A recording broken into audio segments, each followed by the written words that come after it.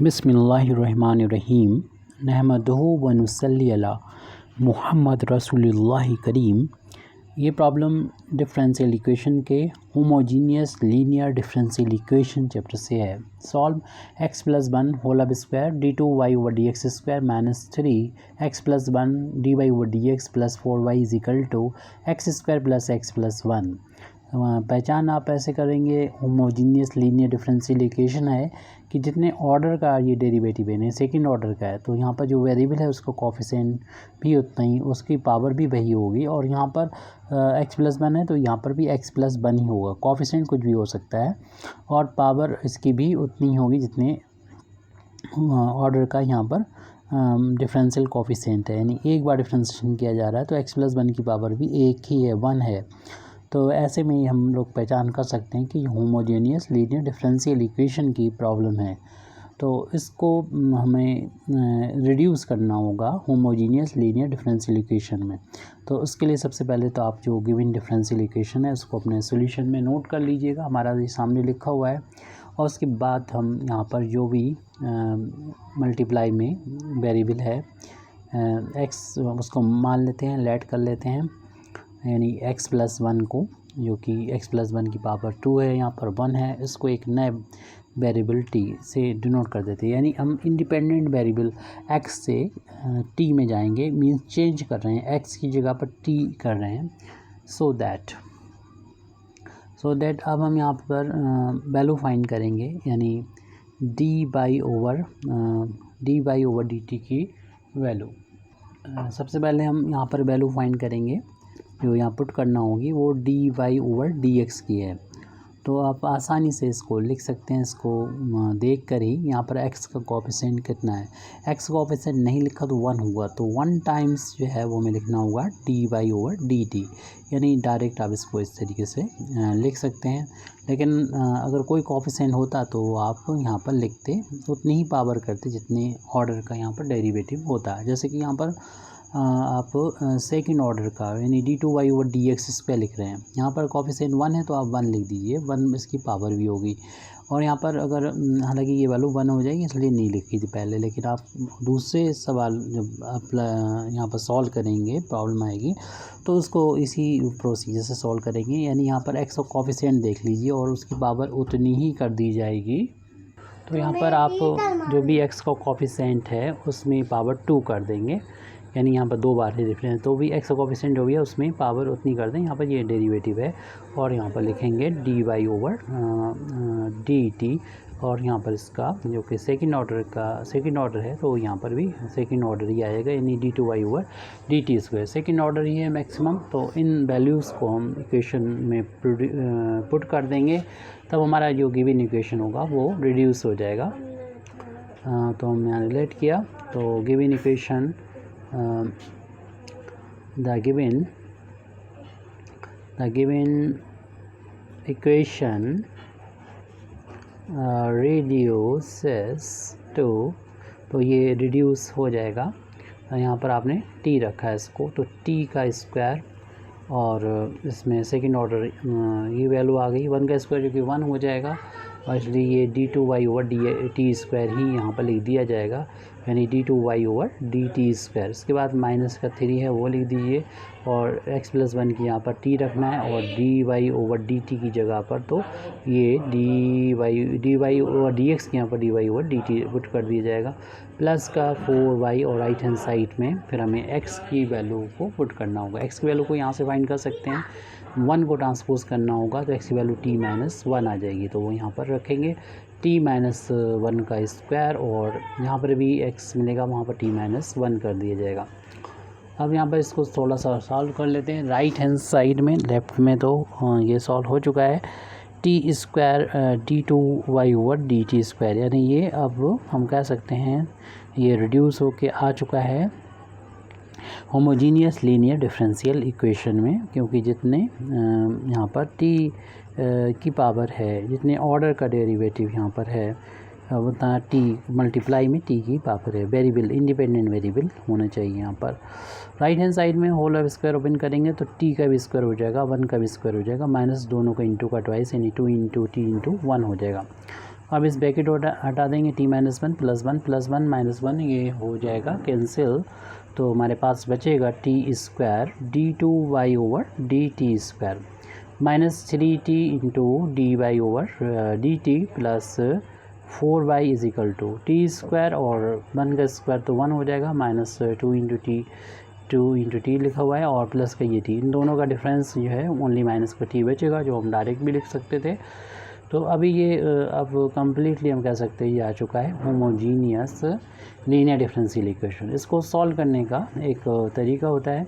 एक जो independent variable होता है उसको अगेन हम लोग को चेंज करते हैं, टी स्क्वायर और इन दोनों का difference minus t plus one आ गया। इंडिपेंडेंट वेरिएबल को चेंज करना होता है एक दूसरे वेरिएबल में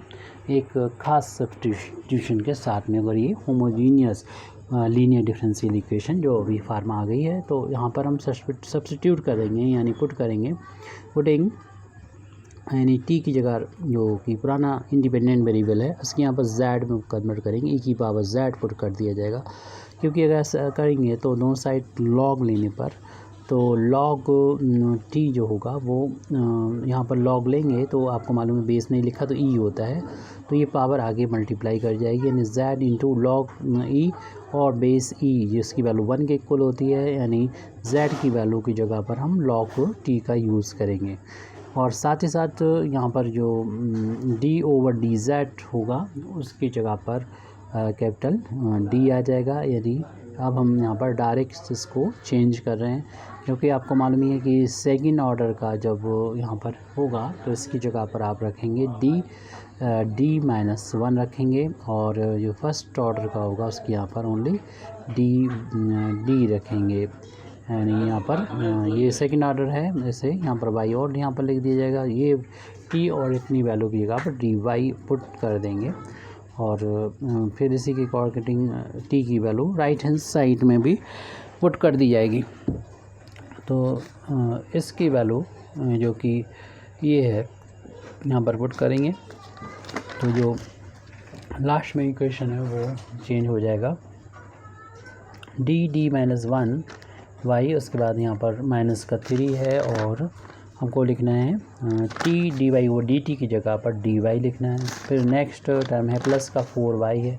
plus 4y right hand side में ये टी स्क्वायर है जो इसकी टी की जो वैल्यू है वो e to the power z है, इसका होल अप स्क्वायर ओपन कर देंगे। उसके बाद हम नेक्स्ट टर्म में ये माइनस टी है तो e to the power z कर देंगे प्लस वन। अब इसमें y को हम कॉमन ले सकते हैं, राइट हैंड साइड में लिख सकते हैं, तो और साथ में d का अंदर मल्टीप्लाई करेंगे, डी स्क्वायर माइनस का d माइनस का 3d और प्लस का 4। यहाँ पर हमने y को बाहर ले लिया है, ब्रैकेट ओपन करेंगे, ब्रैकेट के अंदर और बाहर की पावर का मल्टीप्लिकेशन हो जाएगी, यानी 2z हो जाएगा और e to power z plus का 1।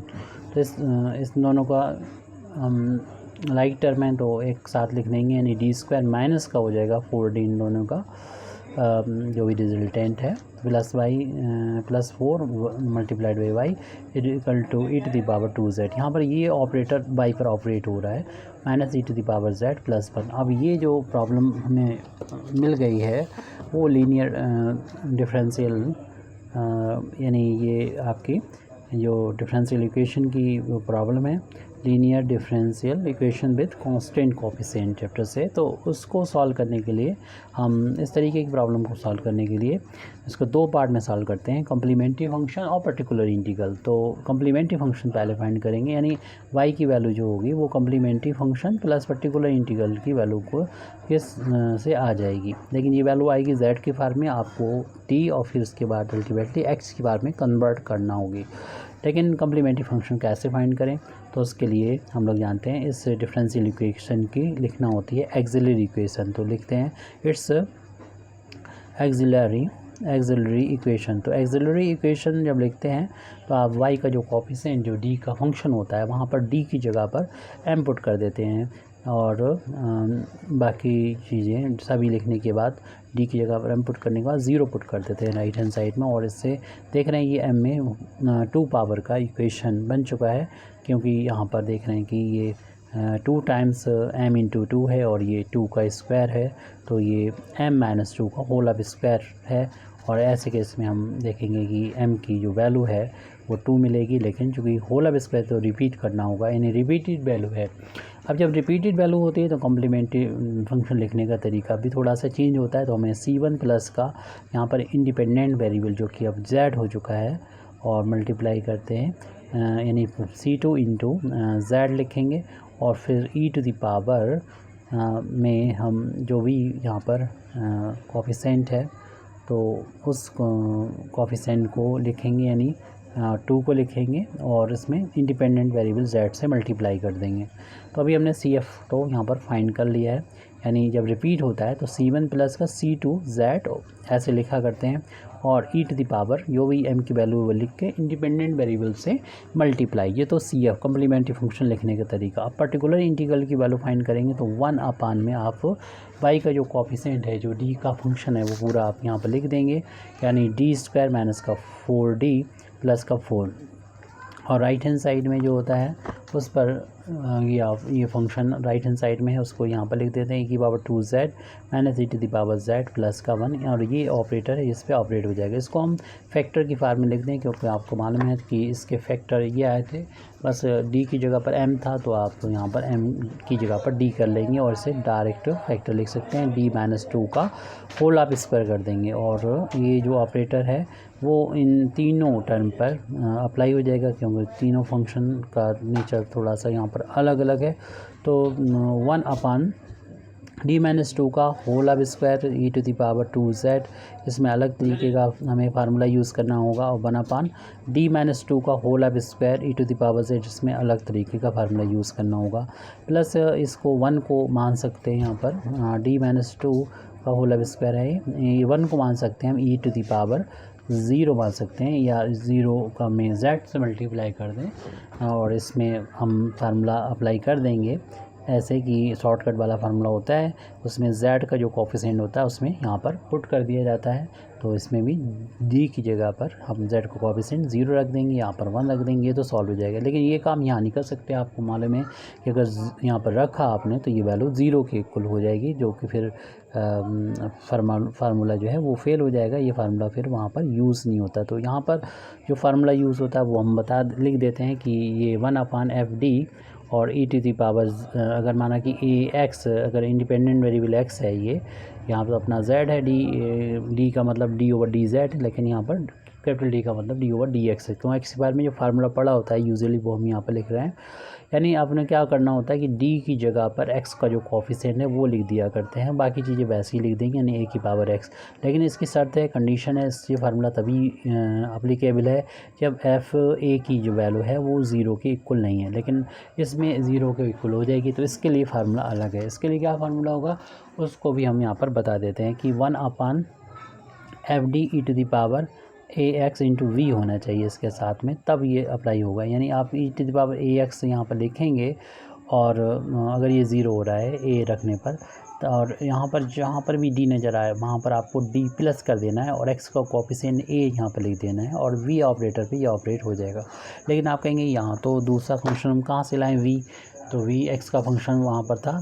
तो यहाँ पर कहाँ से लाएँ z का फंक्शन, तो इसमें 1 का इंटू मान लेंगे, इसको v की तरह कंसीडर करेंगे और फार्मूला जब लिखेंगे तो इसको हम जैसे कि अभी शुरू में लिख दिया था ऐसे ही हम अपना ये पर्टिकुलर इंटीग्रल चल रहा है, राइट हैंड साइड का पहला term e to the power 2z को लिखेंगे इसके करस्पॉन्डिंग, और 1 अपान आप क्या करना है, जो भी फंक्शन है हमारा d माइनस 2 उसमें d की जगह पर d प्लस कर देंगे, और क्या प्लस करना है वो आप e की पावर में देख लीजिए, z का जो भी कोफिशिएंट है जो कि यहाँ पर 2 है, 2 इसमें ऐड कर दिया जाएगा, 2 ऐड कर दिया, उसके साथ जो भी चल रहा है यानी -2 और उसका होल अब स्क्वायर, वो बाकी चीज़ें वैसे ही रहेंगी, और ये ऑपरेटर हो रहा था, ऑपरेट हो रहा था। अब यहाँ पर ये तो हो गया, v के करस्पॉन्डिंग हमारा ये 1 है,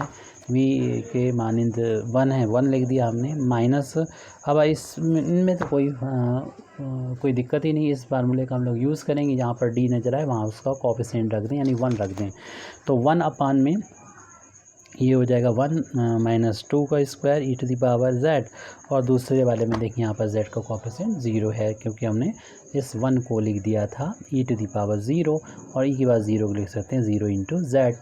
फॉर्म में लिख दिया था इसको। अब यहाँ पर z को कोएफिशिएंट d की जगह पर पुट कर देंगे फार्मूले का यूज़ करते हुए। तो अगला टर्म है +1 अपान d की जगह पर 0 - 2 का होल ऑफ स्क्वायर और e की पावर 0 का मतलब 1 था, तो वहाँ वापस हम कर देंगे क्योंकि हमने इस फार्मूले का यूज़ करने के लिए इसका यूज़ किया था। e⁻2z 2 से 2 ये कैंसिल हो जाएगा, 1 अपान d का स्क्वायर बचेगा सिर्फ, जो कि 1 ऑपरेटर पर ऑपरेट होना है।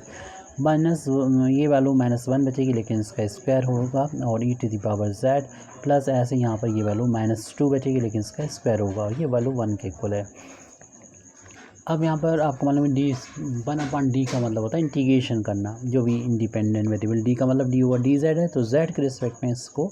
इंटीग्रेट करना है। e⁻2z इसे हम दो पार्ट में बांट देंगे, 1/d, और जो एक 1/d है उसको इंटीग्रेशन में कन्वर्ट कर देंगे। 1/d का मतलब इंटीग्रेशन इस फंक्शन का विद रिस्पेक्ट टू z,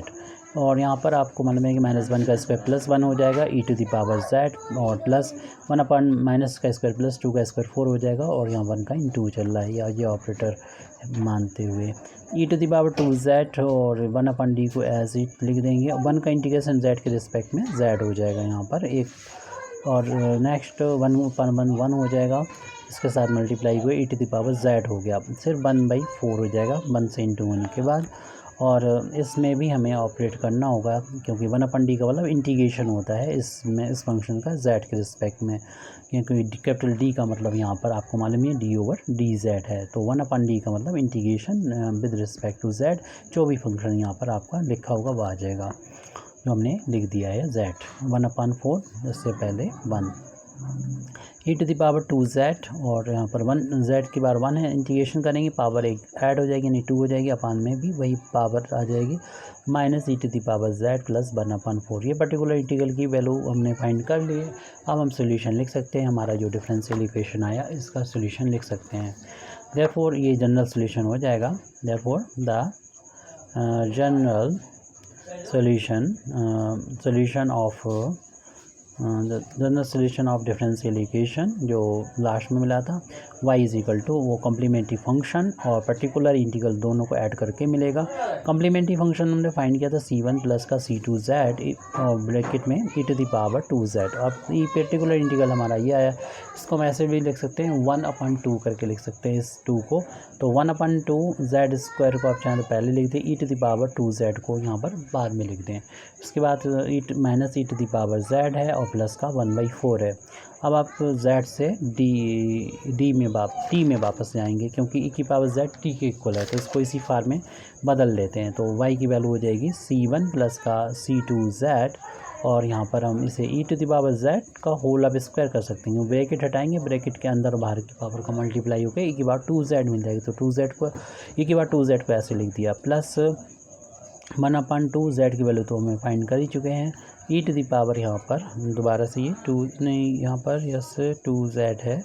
या 2z है, तो z का हमें e⁻z का होल ऑफ स्क्वायर करके इसे लिख लेना चाहिए, -e⁻z और प्लस 1/4। अब हम वापस e⁻z की वैल्यू e⁻z के यहाँ t रख देंगे और